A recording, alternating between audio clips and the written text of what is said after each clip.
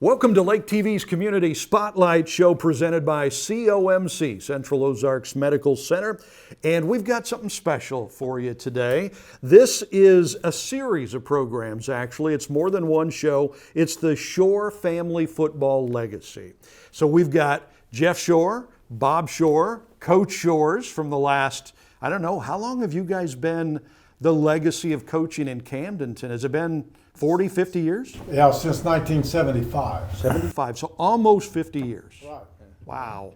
Wow. So, okay, so that's why we're calling it the Shore Family Football Legacy. So if you're watching this, there's going to be 5 different shows. We're going to talk about different eras of the Shore family legacy. So try to catch each of the shows as we go along. So Bob, let's start off with kind of how you got this legacy started in the Camdenton area. Are the Shores from Missouri? Were you guys kind of native to the area? Well, not natives to this area, to Missouri, yes. I was from down at the very southwest corner of Missouri, about 5-10 miles across the Arkansas line. Okay. In Missouri. I coached down there. I had a good job, been coaching 8 years.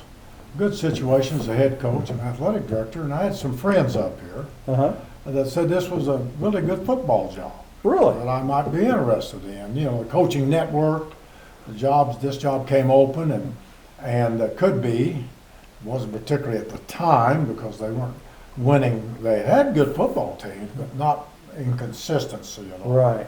And so where we were of all things, this is what happened. We were independent. It was difficult to schedule. This was in a conference. As it turned out, the president superintendent at that time that hired me was Dr. John Bearden, and he had a relationship with a basketball coach that coached here that I had played baseball with. Small world. Small world, and also my high school principal had been a high school classmate of his. And in the process, I took a look at it, interviewed, and they hired me, and that's basically how I got it. That's kind of where it started, 1975. Right. Okay, so you're right in the middle of hippie days and good old times. So now when you came here, you said the program was okay, not great on a regular basis. Did they have big kids? What made them fairly good in football? Well, in the past, they'd had maybe a good team, but they had gotten, at that time, you got to remember, Camden had football, the football season, graduating year of 1960, so they'd only had football 15 years when I came here. Yeah. So a lot of the parents hadn't played football. So it was a relatively new sport. At that time, Eldon and Versailles and Osage schools, if I'm not mistaken, started football approximately the same time. Started playing each other, you know, an even start. And they were all about 500. Camdenton and Eldon and Versailles and California, all about 7 and 8 and 8, 7 and 8, something like that. And when I took the job, you know, it was a fairly balanced deal. Well, when I took it, we only had 26 kids out for football, 10 through 12, and 13 freshmen. 10 through 12, 26, and 13 freshmen. So we were down in numbers was the big thing. Didn't have kids coming out. It just kind of gotten down, been down the previous year, and gone through some cycles. And so when I took it, and the coaching was a problem. I had Jim Purse, line coach, and Mike Silverwood, and I coached this high school, 10 through 12, and the 9th grade too. And then we had Carl Hunter, a Camden native that played on the first football team here. Yeah.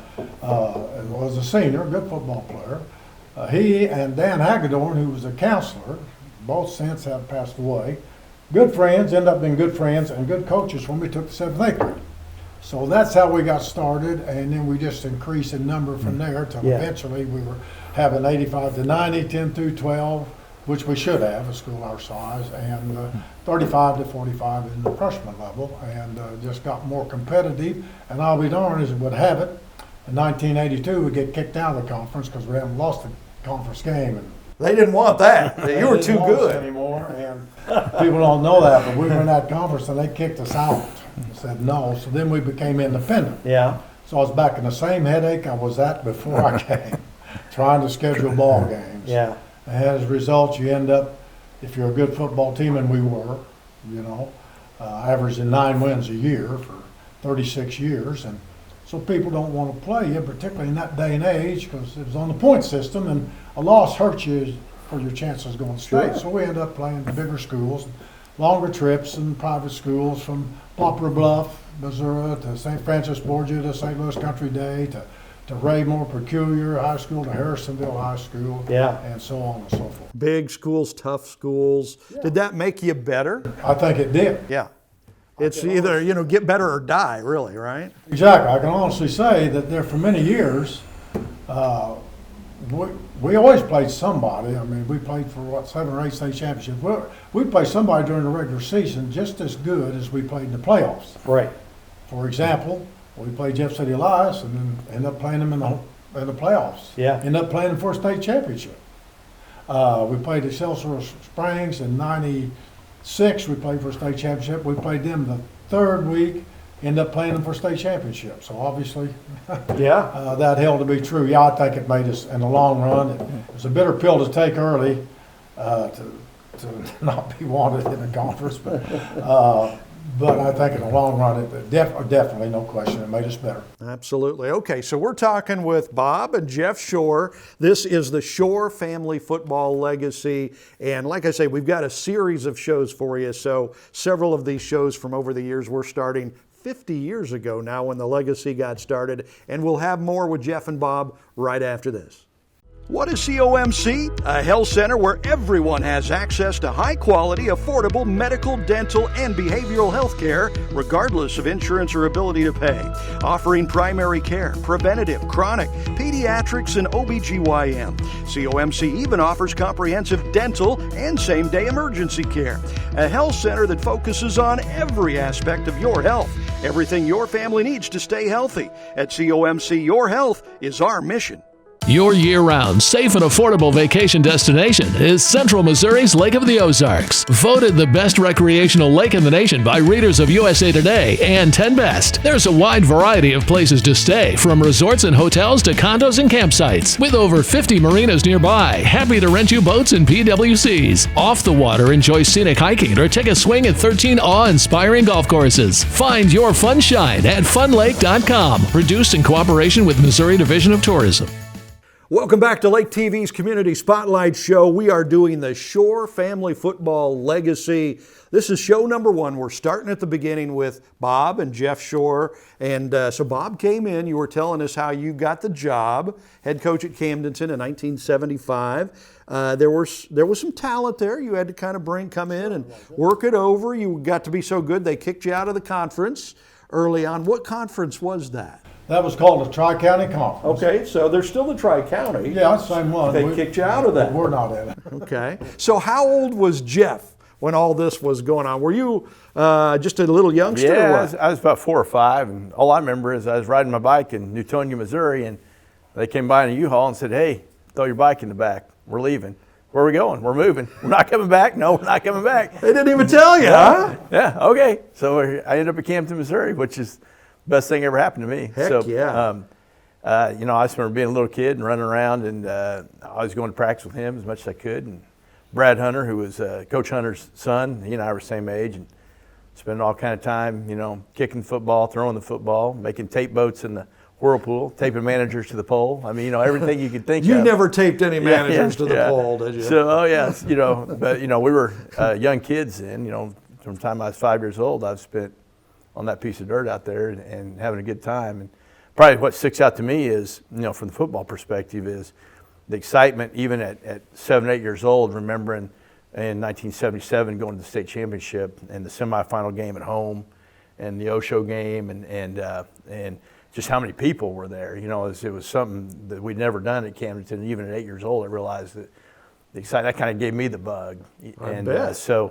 My job was in charge of that. Back then, you had the old square toe kicking shoe. Yep. And I had the Dempsey, shoe. And, right? Yeah. And when you'd score, you'd have to run. Jackson was our kicker, a heck of a kicker, kicked at K-State. Yeah. We'd have to run the shoe, and I'd had the shoe, and Brad had the wrap. And every time you scored, you had to pay attention, run that out there, and make sure you get him the shoe in time. And you had the play clock, and they had to get the shoe on. kick the point, Wow. the extra point. And so that was my job kind of on Running Friday the nights. shoe out there, Yeah, back but and I can forth. still remember, my mind's eye, those semifinal games, those guys, Chuck Blair, Jack Freeman, Chuck Miller, heroes of mine, growing up, watching those guys play, even at 8. So that was a lot, a great way to grow up. So, and like I said, it's super exciting that they came in and within the third year coaching went to the state championship. That's what I was just going to say. You took over in 75. You went to the state finals in 77. Correct. So you turned the program around in 2 years. Wow. That's stunning. What was it that you were able to do that turned the program around so fast? Well, that's a good question. I got to say, there's an age-old saying, as they've said before, there's been more players make coaches than coaches make players. Right. So that helps. Well, when I came here, we had a sophomore class, that was a good one. Chuck Blair, my first quarterback, he started as a sophomore for me, and one of the few sophomore starters at quarterback during my 36 years here at Camdenton. And Chuck Miller, terrific lineman for us, and Jimmy Jackson, the kicker, F. Minutes, Jimmy Lewis, great athlete, and Jack Freeman, a really good running back, and many others I could mention and talk about going here. But they were a lot of the nucleus of a pretty good 7-3 football team the first year I was here, and they stayed right there. The big thing was that Camden had not ever gone to state. Yeah. And so the general feeling was we couldn't go because it was on a point system then. It wasn't district assignment. But people had a hard time understanding the point system. I did understand it. And the key, we got Elias on there, a bigger, a winning school, and on the schedule, we got our schedule a little more difficult. Yeah. Playing a few bigger schools and stuff. So if you pull off those wins over good Yeah. big schools, you get more points toward going to state. And get more points for a winner. So trying to get your non-conference, because they kind of equal each other out, being winners. Yeah. And in 77, Elias was a 9-1 football team. Now they lost to us. Yeah. Of course, we had to beat them, and that was a chore. Don't misunderstand me. But at least you had, you knew on this schedule, if we win, we'll go. And we just missed it the second year I was here by half a point. Wow. And because we went 7-2-1, if we hadn't tied that ball game and won it, we'd have gone. The way it works, sometimes you go undefeated and not go because there's 3 or 4 undefeated teams Yeah. in the district. Sometimes nobody's undefeated. See, and I knew all that because I'd been doing it. Right. Obviously, I was by that time I'd been out. That was my 11th year of coaching. So did that state championship in 77, did you win that or lose that? No, we lost to Columbia Rock Bridge. And again, we all know football is a game of numbers. Right. The bigger school has the advantage. That was one of the complaints that Tri-County had. We were the biggest school in the conference. Now, back then, nobody knows enrollment better than I do. When I came here, it was 585 kids, 9 through 12. And in 77, we were 619. Well, the cutoff was 500 on the bottom for 3A football and 1,200 on the top. And we were 619, so we were a small school in Class 3A. Yeah. And we played Neil Show with $12.99, St. Joe Lafayette with $12.99 or $11.99, and Rock Bridge, Columbia Rock Bridge with $11.99. Magically they were 1 under. Wow. Wow. Yeah, so we knew we were playing up, so to speak, double enrollment, almost doubling our enrollment. But anyway, the whole point is that we knew we could get there. If we get there, you got a chance to win. Heck yeah. That's We why had- that's why they play the game, right? That's right. Well- We had a good football team, and that was I think that was a groundbreaker. I always give that bunch of young men we had kind of the credit for not just saying we can, but we can do it when we get there. Yeah.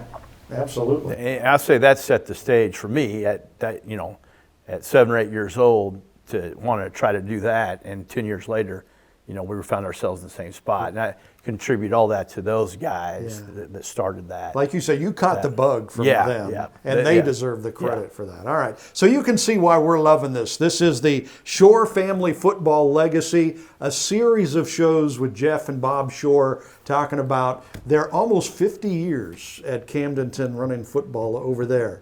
So thank you so much for joining us for this Spotlight Show. We'll have several more coming up with Jeff and Bob. Thank you for joining us here on Lake TV.